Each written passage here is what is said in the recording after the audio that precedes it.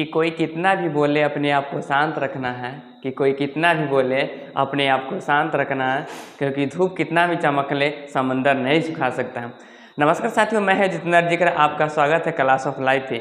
आज का ज्योग्राफी का थर्ड पार्ट होने वाला है, जिसमें आपको मैंग्रोव वन की विशेषताओं को बताया। मैंग्रोव वन देखो, ये सब दलदली क्षेत्र में पाया जाता है, समुद्री इलाके में पाया जाता है, हालांकि पानी वाले क्षेत्र में पाया जाता है। हालांकि आपको यहाँ पर डायग्राम में भी आपको दिखाया जा रहा होगा, ये सब किस एरिया में, पानी वाले एरिया में। क्या होता है इसके विशेषता, इसके बारे में हम समझते हैं। तुम ब्लैक हो जाओ, चलिए वैसे आज थोड़ा सा बैक हो गया, 1 मिनट उधर बाबू, थोड़ा माइक कर लेते सही, ठीक।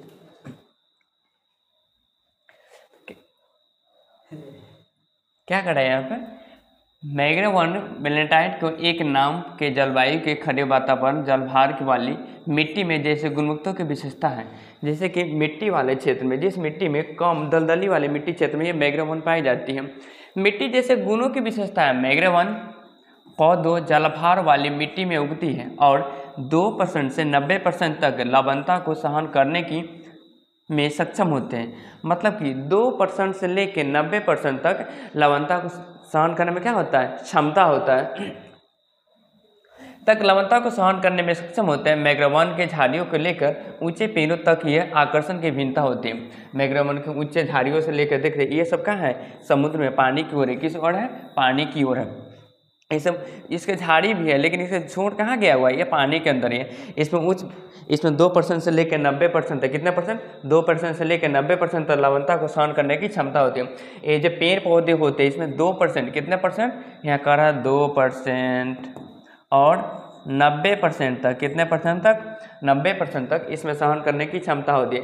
किसी किसी पेड़ पौधे के आप देखिएगा सहन क्षमता करने का मतलब यह हुआ कि इसके अंदर नमी, क्या कहता है, नमी मतलब पानी देना, मतलब 2% से लेकर 90% सहन करने की क्षमता होता है। किसी किसी पेड़ पौधे में अक्सर आप देखते हैं, जैसे केला का पौधा हो गया, चाहे कोई और पेड़ ले लीजिए, उसमें अगर ये पेड़ रहेगा, नीचे पानी ज़्यादा रहेगा, जैसे कि यह पेड़ लाए और यह नीचे पानी ज़्यादा रहेगा, तो इसमें क्या होगा, कुछ हद तक पानी में रहने के बाद पेड़ तो हरा भरा रहेगा, लेकिन एक लंबे समय तक रहने के बाद क्या होगा, पेड़ सारा सूख जाएगा।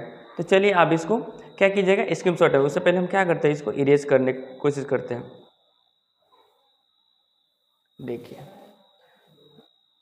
हाँ किधर गया तुम, इधर चलिए हम नेक्स्ट क्वेश्चन देखते हैं। यहाँ पर क्या कह रहा है, देखिए झारखंड की, पेन आ जाइएगा भाई तुम, चलो निकलिए कलर, चलिए तुम कलर ठीक हो भाई, चलो क्या कह रहा मैं, झारखंड के 2 कोयला क्षेत्रों का नाम लिखिए। भाई इस बात को हम लोग जानते हैं कि झारखंड क्या है, बिहार का पड़ोसी राज्य है, जबकि बिहार का स्थापना कब हुआ था, 22 मार्च 1912 को हुआ था। बिहार के बाद ही झारखंड का उत्थान हुआ था, 15 नवंबर 2000 को हुआ था। कब हुआ था, 15 नवंबर 2000 को। लेकिन यहाँ क्या कह रहा है, झारखंड के 2 कोयला क्षेत्रों का नाम लिखिए। झारखंड का 2 कोयला क्षेत्रों का नाम लिखिए। भारत में और सारा भी राज्य है, गुजरात हो गया, महाराष्ट्र हो गया, तमिलनाडु हो गया, कर्नाटक हो गया, केरला हो गया, बहुत सारे राज्य हो गया। क्या और राज्य में कोयला नहीं मिलता है, मिलता है, तो फिर झारखंड की क्यों बात किया गया है, इस बात पर जरा सोचने की बात है। तो चलिए देखते हैं क्या कर रहे हैं यहाँ पर। झारखंड के 2 कोयला क्षेत्रों का नाम लिखिए। झारखंड की इसलिए बात किया गया है क्योंकि यहाँ पर सबसे ज़्यादा कोयला मिलता है, इसलिए झारखंड के बारे में बताया गया। आप देखते हुए कि किसी भी वस्तु का जिस क्षेत्र में जहाँ पर ज़्यादा मिलता है उस जगह के बारे में ज़्यादा और ज़्यादा क्या कहता है, जिक्र किया जाता है। उत्तर झारखंड में 2 कोयला क्षेत्र हैं। पहला है झारिया कोलफील्ड के 1953 मिलियन टन का कोयला है, और दूसरा क्षेत्र में ताना नॉर्थ जो कोनपुरा, जिनमें रांची के हाजरीबाग, लातेपुरा एवं चतरा के कोयला के क्षेत्र में यह 18,967 में मिलियन टन है। कल यहाँ पर झालिया का कोलाफाइट को 1953 मिलियन टन है कोयले के हैं, और दूसरा का तथा क्षेत्र के नाथ कानमू के, जिनमें से रांची के हजारीबाग के सातेपुर की 17 के कोयला के क्षेत्र में 18,967 मिलियन टन है। हालांकि ये सब किस क्षेत्र के बारे में बात कर रहा है, झारखंड के बारे में बात कर रहा है, जो कि बिहार के बाद ही मतलब कि 15 नवंबर 2000 को क्या हुआ था, झारखंड की स्थापना हुआ था। बिहार का स्थापना कब हुआ था, 22 मार्च 1912 को हुआ था। झारखंड के बारे में इसलिए बात किया है क्योंकि झारखंड में क्या होता है, अधिक मात्रा में कोयला मिलता है। और राज्य में कोयला मिलता है लेकिन झारखंड में ज़्यादा ही कुछ मिलता है, इसलिए झारखंड के बारे में बताया गया है। चलिए हम नेक्स्ट क्वेश्चन देखते हैं।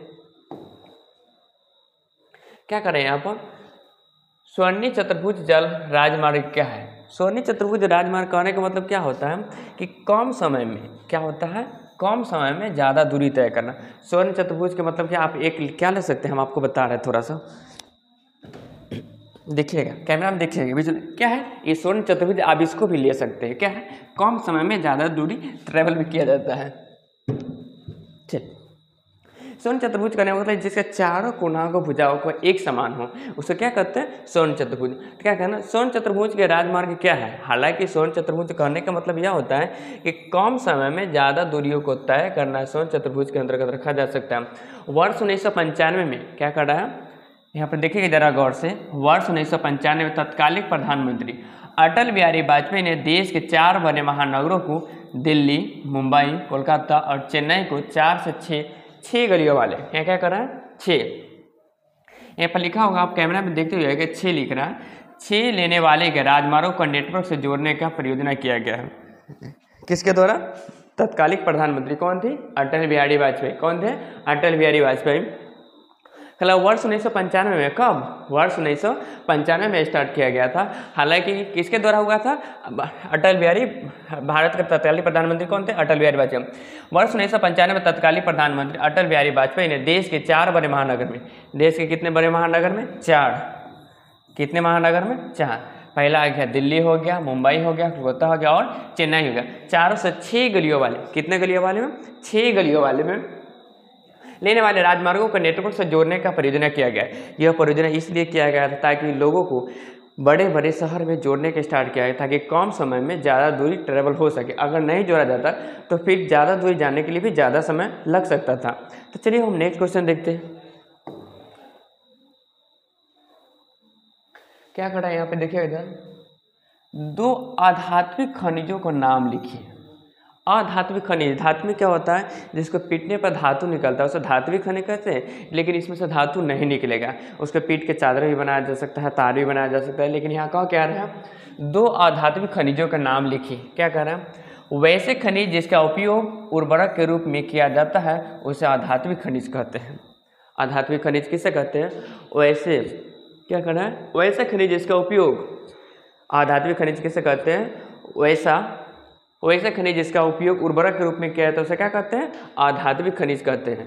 फिर से आपसे क्वेश्चन पूछेगा कि आध्यात्मिक खनिज किसे कहते हैं, क्या कहेगा, आध्यात्मिक खनिज किसे कहते हैं। तो आपको कहना है कि वैसे खनिज, क्या कह रहा है, वैसे खनिज जिसका उपयोग उर्वरक के रूप में किया जाता है उसे क्या कहते हैं, आध्यात्मिक खनिज कहते हैं। 2 आध्यात्मिक खनिज इस प्रकार है, 2 आध्यात्मिक खनिज इस प्रकार है, जैसे कि आप देख सकते हैं, गंधक सल्फर हो गया, पोटास हो गया, कोयला हो गया, अवड़क हो गया, ये सब क्या है, आध्यात्मिक खनिज है। क्या है, आध्यात्मिक खनिज।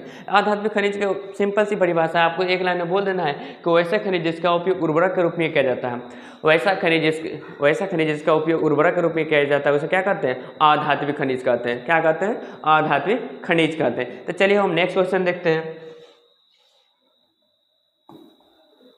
देखिए, सौर ऊर्जा का उत्पादन कैसे होता है, सौर ऊर्जा का उत्पादन कैसे होता है। सौर ऊर्जा कहने का मतलब कहने के सूर्य के बारे में बात कर रहा है। किसके बारे में, सूर्य के, जो कि हम इंसानों द्वारा सूर्य का प्रकाश नहीं ला सकते। सूर्य का प्रकाश एक प्रकृति है, जो कि रात होती है फिर सुबह होती है, सुबह होने के बाद सूर्य का प्रकाश निकलता है। सूर्य का प्रकाश आप देख रहे हैं, जैसे ये मोबाइल होते हैं, क्या है, मोबाइल है। मोबाइल में क्या होता है, ये तो मोबाइल है, लेकिन इसी टाइप में इससे थोड़ा एक बड़ा प्लेट आता है, जिस प्लेट में, उस प्लेट में रहता, उसमें कुछ प्लेट रहता है, उस प्लेट को अगर धूप में आप रखिएगा उसमें जो वायर तार निकला हुआ था, हालांकि ये माइक के तार आपको विजुअलाइज हो सकता होगा। जैसे कि सपोज मान लीजिए क्या है, प्लेट है, प्लेट में से एक तार निकला हुआ, और ये इस प्लेट को अगर हम धूप में रखेंगे ना, इस तार में से निकला हुआ वायर को या तो हम मोबाइल चार्ज कर सकते हैं या तो गाड़ी चार्ज कर सकते हैं। हालांकि क्या कह रहे हैं यहाँ पर, सौर ऊर्जा का उत्पादन कैसे होता है। सौर ऊर्जा का उत्पादन सूर्य में रखा हुआ प्लेट, जो सूर्य का प्रकाश निकलता है, एक प्लेट होता है, उस प्लेट को अगर आपने धूप में रखिएगा तो उसमें इलेक्ट्रिसिटी करंट पैदा होता है, आप उससे गाड़ी चार्ज कर सकते हैं, मोबाइल चार्ज कर सकते हैं। तो चलिए सौर ऊर्जा का उत्पादन कैसे होता है उसके बारे में समझते हैं। सौर ऊर्जा का उत्पादन करने के लिए एक सोलर प्लेट का उपयोग किया जाता है। अभी हम बताएं कि सौर ऊर्जा को उत्पादन करने के लिए क्या कहता है, एक सोलर प्लेट का उपयोग किया जाता है। यह हालांकि मोबाइल है, लेकिन सोलर प्लेट इससे बड़ा भी आता है, इतना बड़ा भी आता है, इतना बड़ा है, इतना बड़ा है। किसी कॉलेज में लगा होता है, स्कूल में लगा रहा होता है, कोई अपना घर भी यूज करने के लिए छोटा भी लगा देता है। तो क्या रहा है यहाँ पर, सौर ऊर्जा को उत्पादन करने के लिए एक सोलर प्लेट का उपयोग किया जाता है। सौर ऊर्जा को उत्पादन करने के लिए क्या लगाता है, एक सोलर प्लेट का उपयोग किया जाता है। आपसे क्वेश्चन पूछेगा कि सौर ऊर्जा को उत्पादन करने के लिए क्या किया जाता है, तो सौर ऊर्जा को उत्पादन करने के लिए एक सोलर प्लेट का उपयोग किया जाता है। सौर ऊर्जा को उत्पादन करने के लिए एक सोलर प्लेट का उपयोग किया जाता है जो एन तथा पी टाइप का अर्धचालक का बना होता है। किस टाइप का, एन तथा पी टाइप का अर्धचालक का बना होता है। एन तथा पी टाइप का अर्धचालक का बना होता है। यह प्लेट सूर्य के प्रकाश से ऊर्जा प्राप्त कर अपने पास संबंधित करते हैं। वो जो प्लेट होता है, क्या होता है, वो जो प्लेट होता है सूर्य के प्रकाश से अपना ऊर्जा प्राप्त कर अपने अंदर क्या करता है, अवशोषित करता है। एन तथा पी टाइप का अर्धचालक का बना होता है। यह प्लेट सूर्य के प्रकाश ऊर्जा प्राप्त कर अपने पास संबंधित करते हैं, जिसका विभिन्न कार्यों में उपयोग किया जाता है। इसका विभिन्न कार्यों में उपयोग कर सकते हैं, या आप मोबाइल चार्ज कर सकते हैं, लाइट चार्ज कर सकते हैं, पावर बैंक चार्ज कर सकते हैं, बाजा चार्ज कर सकते हैं, या आप अपने बैट इन्वर्टर चार्ज कर सकते हैं। एक प्लेट लगा रहा होता है सोलर प्लेट, उस सोलर प्लेट में अगर सूर्य का प्रकाश पड़ेगा तो उसमें से करंट, वायर तार निकला हो रहा था, उसमें से करंट निकलेगा। उस करंट में से आप जो यूज़ करना कर सकते हैं। लेकिन हाँ, याद रहे, अगर आपके पास इसका इतना बड़ा, अगर आपके पास सोलर प्लेट है, अगर आपसे चाहिए इतना बड़ा सोलर प्लेट अगर हम बार का इन्वर्टर चार्ज कर ले तो नहीं होगा। उसके लिए फिर आपको बड़ी मात्रा में अपने घर के ऊपर छतों पर बहुत बड़ा मात्रा में आपको सोलर प्लेट लगाने की ज़रूरत पड़ेगा, तब लगाइएगा तो उससे गाड़ी चार्ज कर सकते हैं, इन्वर्टर चार्ज करते हैं। वो कहावत है ना कि जितना बड़ा सामान रखिएगा उतना बड़ा चार्ज होगा, छोटा सा रखिएगा तो छोटे में चार्ज होगा, बड़ा नहीं हो पाएगा। ये ऊर्जा का गैर पारंपरिक स्रोत है। ये ऊर्जा क्या है, गैर पारंपरिक स्रोत है। और अब मजे की बात क्या है, इसमें से कोई किसी तरह के वायु पोल्यूशन नहीं होता है। जैसे कि आप जनरेटर चालू कीजिएगा तो जनरेटर में फ्यूल जलता है, मिट्टी तेल जले तब या डीजल जले तब, जलने के बाद में से जो धुआं निकलता है वायुमंडल में फैलता है, मेरा वायुमंडल पोल्यूशन होता है। तो इसमें सूर्य के प्रकाश ऊपर से जो धूप पड़ता है सोलर प्लेट पर पड़ता है, सोलर प्लेट पर पड़ने के बाद उसमें से करंट निकलता है। करंट आप बैटरी चार्ज कीजिए, मोबाइल चार्ज कीजिए, पावर बैंक चार्ज कीजिए। ये ऊर्जा गैर पारंपरिक स्रोत है। सौर ऊर्जा प्राकृतिक मुक्त उपहार है। देख लीजिए सौर ऊर्जा क्या कर रहा है, ये VVI है कि सौर ऊर्जा क्या कर रहा है यहाँ पे, सौर ऊर्जा प्राकृतिक मुक्त उपहार है। ये जो सौर ऊर्जा है क्या है, प्राकृतिक मुक्त उपहार है। ये सोलर प्लेट है, देख लीजिए। हम क्या बोले, ये क्या है, सोलर प्लेट है। ये सूर्य के प्रकाश से यहाँ लाइट मार रहा है, इस सूर्य को प्रकाश कहाँ मार रहा है, इस प्लेट पर रहा है। इस प्लेट में से एक तार निकला होगा और इस तार में से इन्वर्टर में गया हुआ तार या मोबाइल में कहीं पर आप चार्ज कर सकते हैं। अगर आप यहाँ पर सोलर प्लेट लगा दिए, अगर ये सूर्य का प्रकाश यहाँ नहीं मारेगा तो इसमें करंट नहीं आएगा। लेकिन अगर ये सोलर प्लेट है, अगर सोलर प्लेट आप अपने घरों के अंदर रख लीजिएगा तब भी करंट नहीं आएगा। क्यों नहीं आएगा, क्योंकि इसमें सूर्य का प्रकाश तो लग ही नहीं रहा है। जब सूर्य का प्रकाश लगेगा नहीं तो करंट आएगा कहाँ से, जब करंट आएगा नहीं तो कुछ चार्ज नहीं होगा। ये क्या है, सौर ऊर्जा प्राकृतिक मुक्त उपहार है। प्रकृति के दिया हुआ क्या है, मुक्त आहार है। कि आपसे सूर्य का प्रकाश जो आता है आप देने जाते हैं, सूर्य प्रकाश का पैसा, सूर्य भगवान का पैसा देने आते हैं कि ऐ सूर्य का प्रकाश तुम लो 10 रुपया, तुम लोग 50 रुपया, तुम हमको प्रकाश दिया है, दिन दिया है। क्या है, सौर ऊर्जा का प्राकृतिक मुक्त उपहार है। मुक्त क्या करना है, मुक्त उपहार है, मुक्त उपहार है। इसका कोई पैसा चार्ज नहीं लग रहा है। हम सभी को, अमीर हो, गरीब हो, राजनेता हो, PM हो, CM हो, DM हो, कोई भी हो, सूर्य का प्रकाश अगर निकलता है सबको मुफ्त में मिलना मुफ्त उपहार है। इसको किसी को कीमत चुकाना नहीं पड़ता है। इस ऊर्जा से प्रदूषण नहीं फैलता है। लो भाई, सूर्य का प्रकाश जब निकलता है तो उस ऊर्जा से पॉल्यूशन नहीं फैलता है। क्या धूप से कभी कोई पॉल्यूशन फैलता है? नहीं फैलता है। धूप से क्या हो सकता है, थोड़ा बहुत गर्मी लग सकता है और कुछ क्या हो सकता है, फसलें खराब हो सकता है बारिश नहीं होने पर। तो क्या है, इससे कोई पॉल्यूशन नहीं होता है। तो बहुत सारा फायदा है, इसलिए गवर्नमेंट सरकार ने इस पर ज़्यादा जोर दे रहा है ताकि कोयला का बचत हो, वायुमंडल में जो पॉल्यूशन फैल रहा उसका भी बचत हो। तो आई होप आज के लिए इतना ही। और हाँ, जाते जाते इस बात को हम करें, इस चैनल पर अगर आप नए हैं तो इस चैनल को सब्सक्राइब कर लीजिएगा, क्लास ऑफ लाइफ को जुड़ना ना भूलें, और अपने से बड़ों को सम्मान दीजिए, छोटों को प्यार दीजिए, अपना व्यक्ति इस तरह महसूस कीजिए कि इस देश के माता और बहनें सुरक्षित और सम्मानित महसूस करें। ये जो क्वेश्चन जो दिख रहे हैं ये सब है, एक मिनट, ये सब क्वेश्चन आप लोग इरेज कर लीजिएगा। इरेज हम कर दे रहे हैं, सॉरी, आप स्क्रीनशॉट ले लीजिएगा। क्या करने का, स्क्रीनशॉट ले लीजिएगा।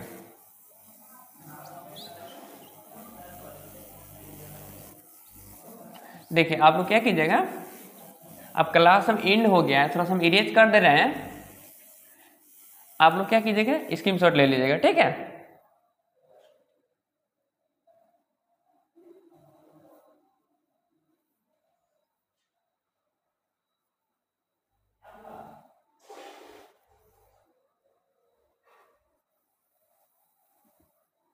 क्लास एंड कर दी, वो खनिए बोलते नहीं कुछ